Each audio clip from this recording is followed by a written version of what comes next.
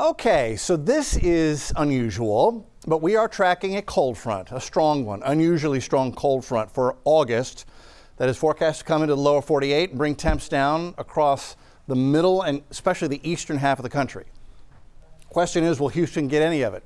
Let's see what the numbers say as of right now.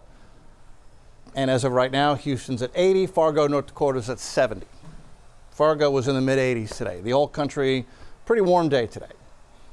And as we go to look at Canadian temperatures, Old Crow's at 59, 40 in Barrow, Alaska, Kugluktuk's at 70, Alert 38. So there's some chilly air up here. It's nothing bitterly cold. It is chilly. There is colder air, and I'm going to adjust this right here. There's a little bit of colder air across into Siberia. Leningradsky's at 36. Nothing really that bitterly cold. Shriyanka's at 50, Srednikolimsk at 52. So, it's August across the northern hemisphere, but there is some cold air across the North Pole. And I'm showing you all of this because the flow is going to go cross-polar, like this, into North America. So any cold air that is available here is going to come across, get into North America over the weekend, and then it is going to drop into the continental United States because of the jet stream pattern. This is Sunday's jet stream. See, there's Alaska. That's the cross-polar flow right there, coming across the North Pole and coming out of Siberia. So any chilly air available is coming. It's going to get into the Hudson Bay area, and then instead of just diving east like it often does this time of the year, look at the backward tilt to this trough. And the trough axis is like this. So that is going to allow and pull whatever cold air is available down into basically the eastern half of the country because of that dip in the jet. That's going into Sunday. So Sunday, the Great Lakes get chilly, lows in the 50s, and then we'll see how far south that cold air gets. But big cool down is on the way. This is Tuesday. Look at the kink. Look at how that back builds. That is really unusual for this time of the year. So the Hudson Bay cold air, instead of going this way, some of it's going to get pulled down all the way to Atlanta and the Gulf Coast because of that strange kink in the jet stream. It happens this way sometime.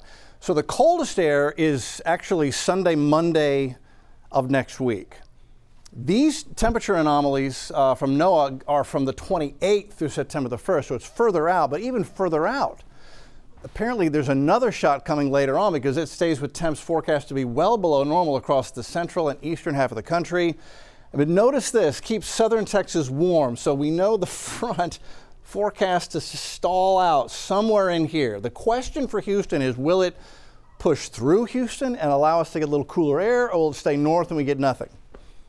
And that's a really tough forecast in August to make. But here's what the models are doing. This is Tuesday's surface wind flow.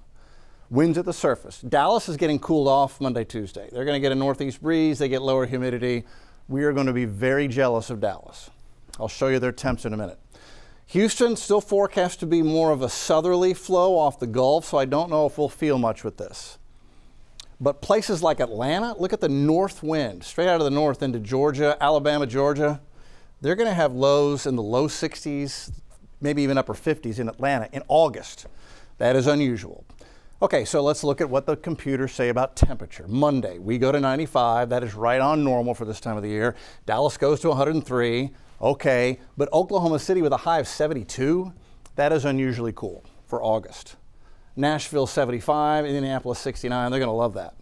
Now notice Jackson, Mississippi still 96, Atlanta 85. That's Monday. Those are high temps. Going to Tuesday. Atlanta has a high temp on Tuesday of 63 with a north wind. Oh. Birmingham, a high of 61 with a north breeze.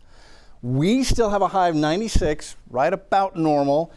Dallas, Tuesday, forecast high 71, which means they're going to spend most of the day in the 60s in August if that verifies. Shreveport, a high of 68. Jackson, Mississippi, high of 64. But even Pensacola, Florida, high of 88. That's the front getting close. And then we'll go into Wednesday. Wednesday's high temperatures. New Orleans has a high of 78. Birmingham, a high of 71. Now this is where it gets interesting for Houston. you know, we might see a little bit of a shift to the northeast out of the wind going into Wednesday. But we're also forecasting a good chance for rain. So it may be more rain cool than anything else, but the modeling is showing that would indicate the boundary sagging a little south of Houston. And so maybe we get a little taste.